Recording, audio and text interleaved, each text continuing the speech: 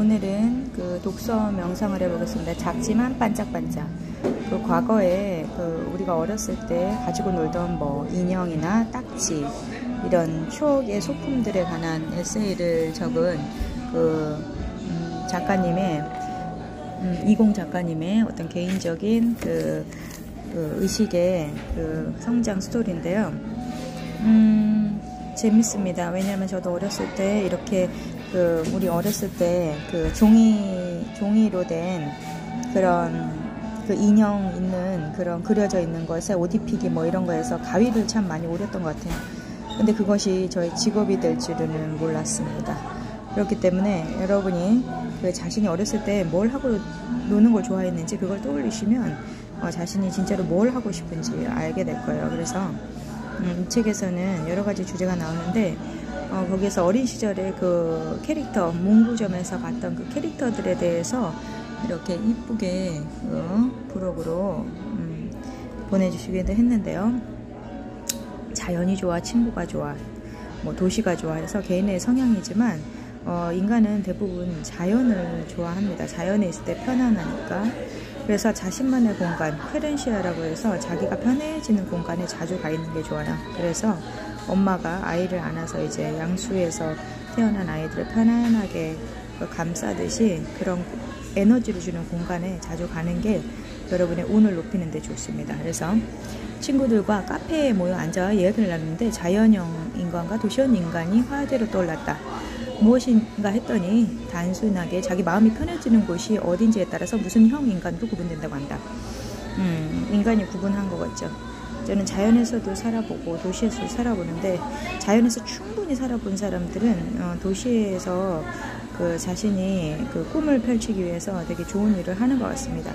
자연에서 푹 모든 것을 다 경험해보는 게 좋아요. 왜냐하면 아이들은 어렸을 때 자연에서 크게 하면 정서가 되게 평화로워요. 그래서 아이들을 키우시는 엄마들은 아이들을 자연으로 좀 많이 데려가서 흙을 만지게 하고 흙에서 그냥 뛰어놀게 하고 이런 활동이 되게 좋습니다. 친구 A는 평소에 산과 바다를 보러 떠나는 걸 좋아했고 제주도에서 사는 것이 꿈이라고 하며 주저없이 자신을 자연의 인간이라고 했다. 친구 B는 비 오는 날을 좋아하고 빗소리와 함께 들을 음악을 선곡하는 걸 좋아한다고 했다. 그렇게 음악을 들을 때마다 도시 속에 홀로 있는 것 같은 희열을 느낀다고 하며 본인을 도시형 인간이라고 하지만 조금은 자연형 인간이라기도 한 사람이라고 해야겠다. 카페에서 난 이렇게 또 저렇게도 자신있게 이야기를 못했기에 집으로 돌아오는 버스 안에서 이 주제에 대해서 골똘히 생각해봤다. 구분할 수가 없어요. 어떨 때는 자연에 있고 싶어하고 어떨 때는 도시에 있고 싶어하고 뭐 이렇게 대부분 믹스되거나 짬뽕된 게 많겠죠. 내 마음이 편해지는 곳. 나는 도시에서 태어났고 도시의 분주함과 치열함을 자연스럽게 익히며 자랐다. 도시의 빛과 속도를 좋아했고 편리함에 익숙했다. 이렇게 도시의 편리함에 익숙해서 만약에 자연의 전원주택으로 내려가면 그곳에 적응을 며칠은 할 수 있지만 오래는 못 살아요. 왜냐면 시골에 가면 거의 모든 게 다 멀리 이렇게 편의시설을 가려면 멀리 떨어져 있기 때문에 좀 불편함을 감수해야 되는데 그런 것이 준비 없이 가다 보면 다시 서울로 돌아오게 돼 있고요. 그래서 강원도에 이제 교육을 이제 떠나서 강원도에서 자란 아이들을 데리고 가서 키우려고 하는 엄마들이 그곳에 교육을 잘 못 받아가지고 다시 서울로 왔다는 그런 여러 가지 이야기도 있고요. 그러니까 꼭 도시가 좋다, 자연이 좋다 뭐 이렇게 구분하는 건 별로 아니라고 생각하고 자신이 좋아하는 데 있으면 좋습니다. 그러나 아이들은 자연에서 노는 경험을 꼭 많이 하는 게 좋을 것 같아요. 어른도 마찬가지고 주말에 한 번씩이라도 반드시 자연에 있게끔 하는 게 좋겠죠. 그래서 도시의 빛과 속도를 좋아했고 편리함에 익숙했다. 슬퍼도 기뻐도 나는 늘 도시 안에 있다.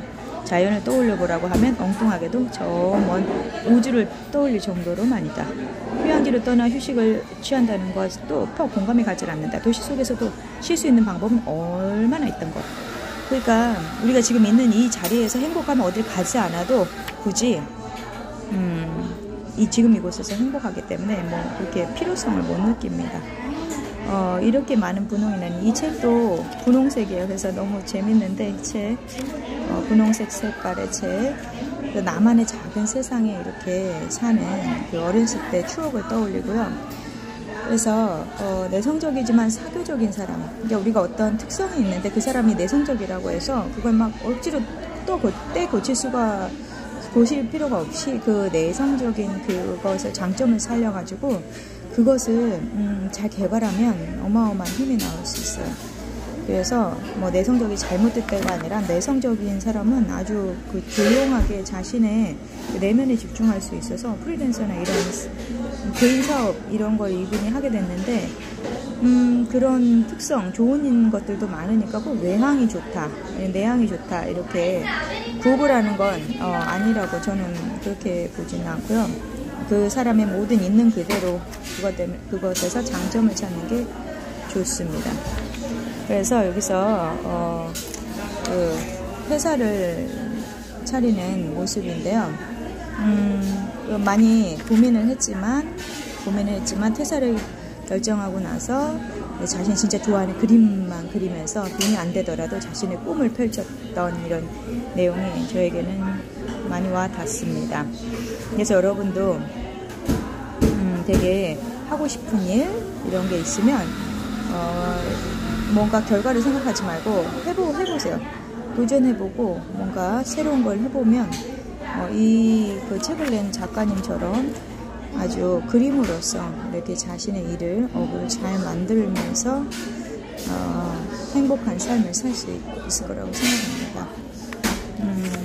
책이 재미있고 이뻐요. 왜냐면 어린아이들의 이런 캐릭터지만 그 한강의 맛을 보고 싶다고 해서 나만의 905호 회사를 차려서 나만의 작업실이 필요하다고 느낀 건 처음 맡은 일러스트로 외주 작업을 마감한 순간이었다. 본가 근처에 카페를 전진하면서 작업했는데 잊고 있었던 내 공간에 대한 욕심이 몽골 차올랐다. 나는 첫 작업에 작업료를 받자마자 부동산도 왔다. 진한 인스턴트 커피향과 우리 동네 지도들이 사방팔방으로 빼곡하게 붙어있는 모습이 참 인상적이었다. 창이 넓고 햇빛이 잘 들고 집에서 불과 5분도 안 걸리는 곳에 있는 오피스텔로 첫 작업실을 마련했다. 계약서에 도장을 찍고 너무 기뻐서 계약서에 적힌 내 이름 석자를 한참 뚫어지게 쳐다봤다. 905. 드디어 나의 첫 작업실이자 방이 생겼다. 자, 이렇게 회사를 차린 거예요. 이것이 변화의 시작입니다. 자기가 하고 싶은 것이 있으면 무조건 바로 움직여서 부동산에 가보세요. 거기서부터 시작입니다. 나는 쉼없이 쓸고 닦고 작업실 벽에 걸 그림도 그렸다. 손님이 오면 대접할 차도 정성껏 골라 준비했다. 오후 4시쯤 흰 벽에 걸린 나의 분홍색 그림 위로 햇빛이 내려앉으며 생기는 사다리꼴 그림자가 좋았다. 도시가 잠든 새벽에 작업실에 있으면 세상에 나만은 혼자 존재하는 것 같은 황홀한 감이 들었다. 새벽 시간이 유독 좋아서 새벽이 되기를 기다리며 스탠드의 불빛 아래서 마무리 작업을 하거나 일기를 쓰기도 했다. 나의 첫 작업실이었던 905. 정말 큰 애정을 쏟았던 곳이다. 이곳에서 크고 작은 작업을 맡기 시작하고 그림도 정말 많이 그렸고 이 공간에서 방송 촬영도 했으며 밤새 친구들과 마음을 놓고 떠들 수 있었던 꿈의 공간이었다. 그래서 짝꿍과 함께 스탠다드 러브 댄스 매장을 계약하게 되어 제 1년도 채우지 못하고 이사를 하게 되었을 때 9층을 한참이나 올라보며 아쉬워했던 기억이 난다. 나의 두 번째 작업실은 스탠다드 러브 댄스의 한편에 마련했다. 매장 개편을 하면서 매장 전체를 작업실 무드로 꾸몄다. 그동안 조금씩 제작했던 굿즈 카테고리를 넘겨 본격적으로 매장을 꾸렸던 시기다. 905호가 첫 작업실이고 흰 벽에 있었던 작은 그림 속 분홍빛이 점점 커서 매장 전체를 덮은 셈이다. 매일매일 꿈을 꾸는 것 같았다. 스탠다드 러브 댄스로 작업실로 옮기면서 나는 더 진지해졌다.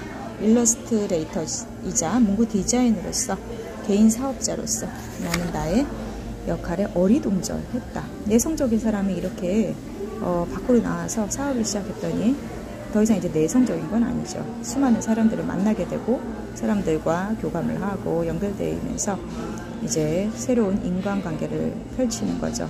더 스트레치 아웃, 더 뻗어나가면서 이제 성취감이 높아지는 거예요.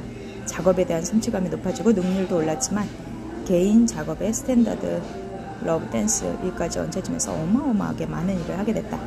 내가 좋아하는 책상 앞에 앉아 좋아하는 일을 하고 나니 하나부터 열까지 짝꿍의 손끝으로 만든 공간에서 행복한 매일을 보내고 잘하고 싶고 20분 미련한 욕심에 쉼없이 달리기만 하던 나 스스로 만든 기쁨과 우울이 공존했던 분홍빛 공간이었다. 내 공간에 대한 욕심은 어렸을 때 결핍 때문이었을지도 모른다. 몇 년생이었던 남동생과 방을 같이 썼는데 하루가 멀다 하고 서로 자기 방이라며 다투었다. 자, 이런 경험 누구나 다 있죠. 어렸을 때. 나도 언니랑 같이 방을 썼는데 항상 언니 옷 벌려고 갔다고 혼난 적이 많습니다. 언니는 깔끔하고 아주 정돈이 잘 되는데 저는 좀 털털 맞고 그래서 언니한테 혼났는데 그것들이 다 좋은 추억이었어요. 호기심 많던 남동생은 늘 내 물건을 실기하며 몰래 건드리고 시치미를 뗐는데 어쩜 그렇게 얄미운지 내 물건에 손을 대지 못하도록 몰래 숨겨놓거나 나만 할 수 있는 장치를 만들어 놓곤 했다. 연년생이다 보니 학연분도 자연스럽게 남동생에게 물려주거나 같이 써야 해서 그만큼 나만의 공간을 갖고 싶었다. 자, 우리가 여러 가지 행동의 원인은 이 과거의 무의식에서 나온 경우가 있어요. 근데 그것이 나쁜 것이 아니라 지금 더 발전하게 하기 위한 원동력이 되니까 반짝반짝 큰 게 아니라 반짝반짝 작지만 반짝반짝 빛나는 이런 소중한 순간들을 다시 떠올리게 하는 재미있는 책이었습니다. 여러분도 한번 읽어보세요.